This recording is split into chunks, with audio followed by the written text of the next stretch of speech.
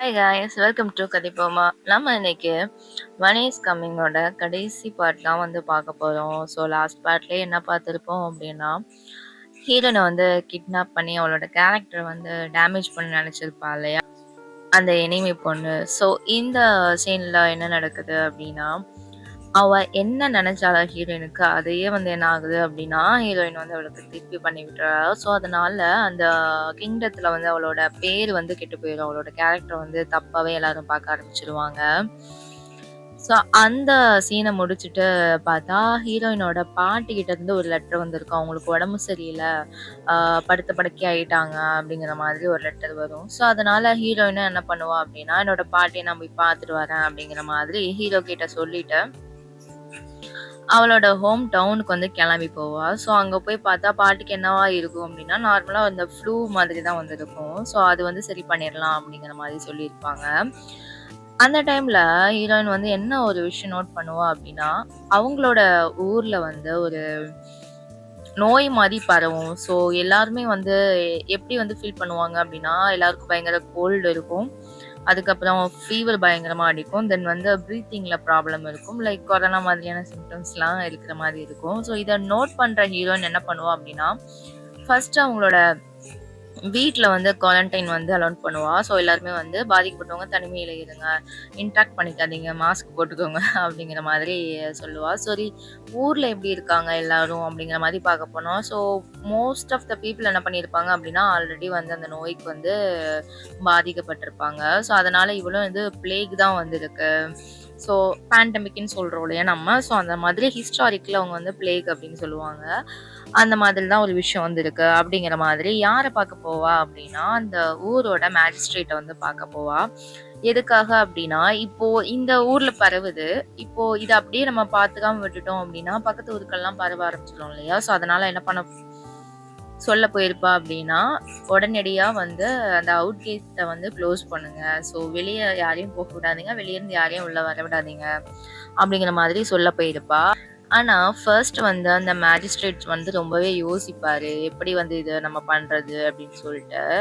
உடனே ஹீரோயின் என்ன பண்ணுவா அப்படின்னா, அங்கருந்து வரும்போதே ஹீரோ என்ன பண்ணியிருப்பான் அப்படின்னா, உனக்கு ஏதாவது ஹெல்ப் வேணும் அப்படின்னா, என்னோட டோக்கன ஓ என்னோட டோக்கனை வந்து நீ யூஸ் பண்ணிக்கோ அப்படிங்கிற மாதிரி ஹீரோ அவனோட டோக்கனை வந்து கொடுத்திருப்பான். இவளும் அந்த டோக்கனை எடுத்து நீட்ட மேஜிஸ்ட்ரேட்டும் உடனே பண்ணிடலாம் அப்படிங்கிற மாதிரி சொல்லுவாரு. அந்த டைம்ல ஒரு சோல்ஜர் வந்து என்ன சொல்லுவாரு அப்படின்னா, என்னமோ சொல்லுவாரு.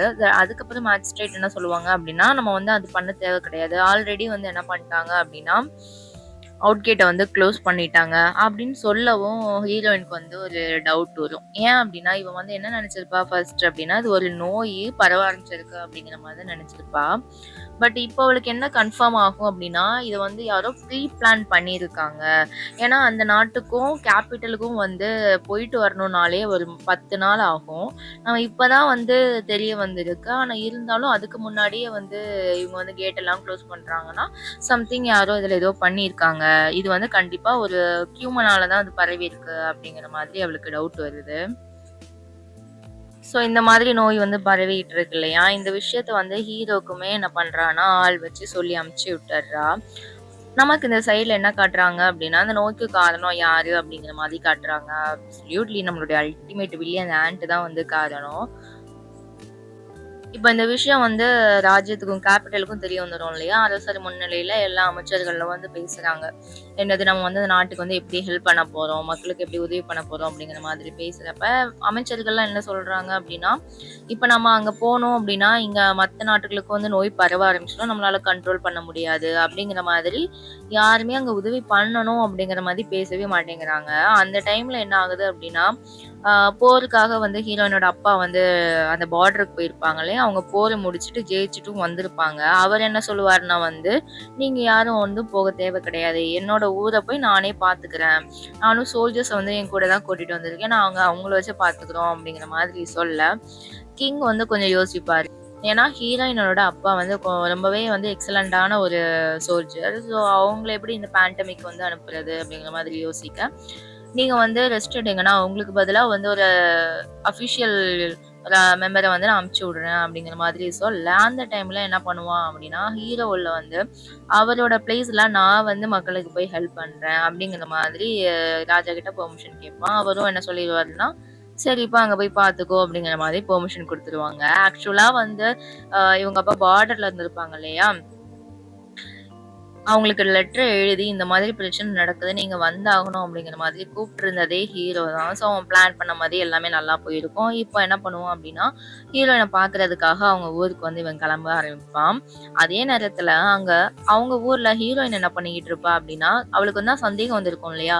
இது ஏதோ ஒரு ஆளு தான் வந்து கிரியேட் பண்ணியிருக்காங்க அப்படிங்கிறப்ப, நோய் வந்து ஏதோ ஒரு இடத்துல இருந்து தான் பரவ ஆரம்பிச்சிருக்கணும். அது எந்த இடம்னு விசாரிக்க சொல்லுவா.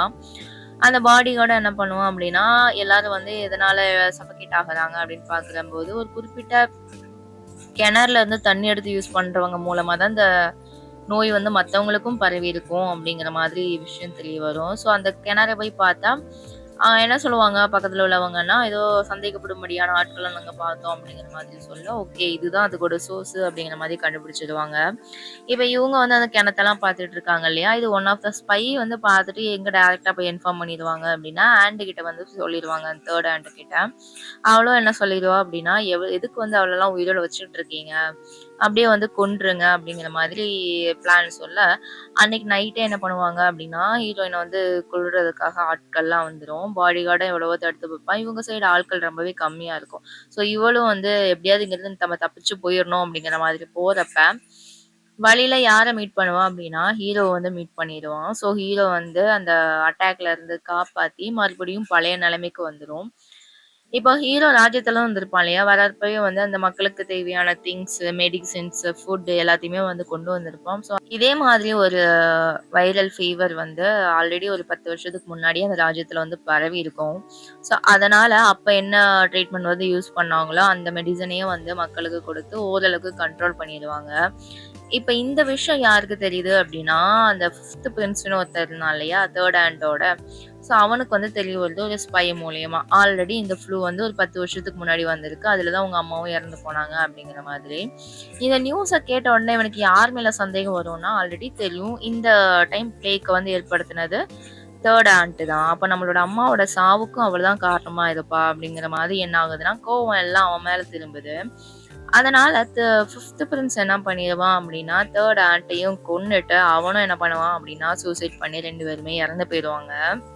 இதுக்கப்புறமா கேபிட்டல் என்ன நடக்குது அப்படின்னா, ஆ ராஜா இருக்காங்க இல்லையா? அவங்க வந்து உடம்பு சரியில்லாம போயிடுறாங்க. அதனால நமக்கு அடுத்தபடியா அந்த ராஜ்யத்த பார்த்துக்க நம்ம வந்து க்ரௌன ஒப்படைக்கணும் அப்படிங்கிற மாதிரி கிரவுன் பிரின்ஸ பத்தி நினைக்க, இந்த விஷயம் வந்து ஒரு ஸ்பை மூலியமா 3 பிரின்ஸ்க்கு வந்து தெரிய வந்துருது. ஸோ அதனால 3 பிரின்ஸ் என்ன பண்றான் அப்படின்னா, அன்னைக்கு நைட்டே ஆள் அமைச்சு நம்ம வந்து ஹீரோவ வந்து தீர்த்து கட்டிறணும் அப்படிங்கிற மாதிரி பிளான் பண்ண, இங்க தான் நமக்கு பாடி கார்டும் அங்கிளும் இருப்பாங்க இல்லையா? அவங்க 2 பேருமே வந்து அந்த அட்டாக்கஸ் எல்லாம் சமாளிச்சுருவாங்க. பட் இந்த விஷயம் எதையுமே வந்து ஹீரோயின் கிட்ட வந்து ஷேர் பண்ணியிருக்க மாட்டான்.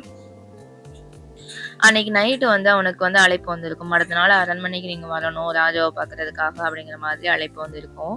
ஸோ அப்பவே வந்து இவங்களுக்கெல்லாம் தெரியும். கண்டிப்பா அந்த 3 பிரின்ஸ் வந்து ஏதாவது ஒரு வேலை பார்ப்பான் அப்படிங்கிறனால, ஹீரோ என்ன சொல்லுவான் அப்படின்னா பாடி கார்டு கிட்ட, "நீ எப்படியாவது வந்து ஹீரோன அவளோட வீட்ல விட்டுரு.